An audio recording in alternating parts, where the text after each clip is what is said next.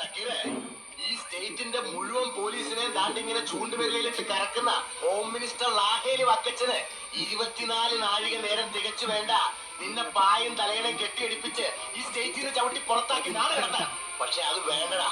എടാ, ലാഹേലി വക്കച്ചന് പോസ്റ്റർ ഒട്ടിക്കാനും ലാഹേലി വക്കച്ചന് മുദ്രാവാക്യം വിളിക്കാനും ലാഹേലി വക്കച്ചൻ ഒലത്താം ഒലത്താം ഒലത്താം എന്ന് പറയുന്ന പട്ടയത്തിന് ഇടന്നു നിൽക്കുന്ന തെണ്ടികളുണ്ടല്ലോ പ്രജകള്, ലക്ഷക്കണക്കിനുണ്ടടാ വക്കച്ചന്റെ പാർട്ടിയില്. താണ്ടേ പട്ടിയെ ഞൊടിക്കുന്നത് പോലൊന്നും ഞൊടിച്ചാ മതി, അവന്മാര് വന്ന് കടിച്ച് കീറി തിന്നുന്നില്ല. അതും വേണ്ടടാ. താണ്ടെ ഇരുമ്പുണ്ട പോലത്തെ മസിൽസ് ഉള്ള നല്ല പാറപ്പണിക്കാര് പാണ്ടികളുടെ തോട്ടത്തില് ആള് കോരോ ഫുള്ള് വെച്ച് വാങ്ങിച്ച് അവര് അണ്ണാക്കയിലോട്ട് ഞൊട്ടിച്ചു കൊടുത്താ മതിയടാ. വന്ന് കൈയും കാലും കൂച്ചി കെട്ടി കൊണ്ടുപോകും അങ്ങ് പാലാഴി എസ്റ്റേറ്റിലേക്ക്. എന്നിട്ട് ആള് വലിപ്പത്തിലുള്ള ആസിഡ് കന്നാസിലിട്ട് നിന്നെ ദ്രവിപ്പിക്കും.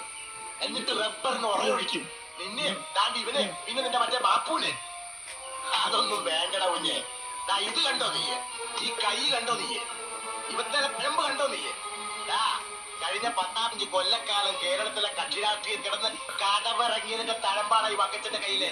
ഇത് കണ്ടോ നീയെ? നീ കൊന്നതിന്റെ 4 ഇരട്ടി കൊല്ലിച്ചിട്ടുണ്ടടാ ഈ വക്കച്ചൻ. കൊന്നിട്ടുണ്ടടാ.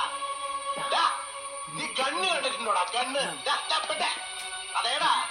നീ ഒക്കടയിൽ ഇങ്ങനെ ചേടി നടക്കുന്ന 1.5 ചാടിന്റെ പിസ്റ്റലല്ല, ഗണ്ണ്. നല്ല ഡബിൾ ബാരൽ ഗണ്ണ്.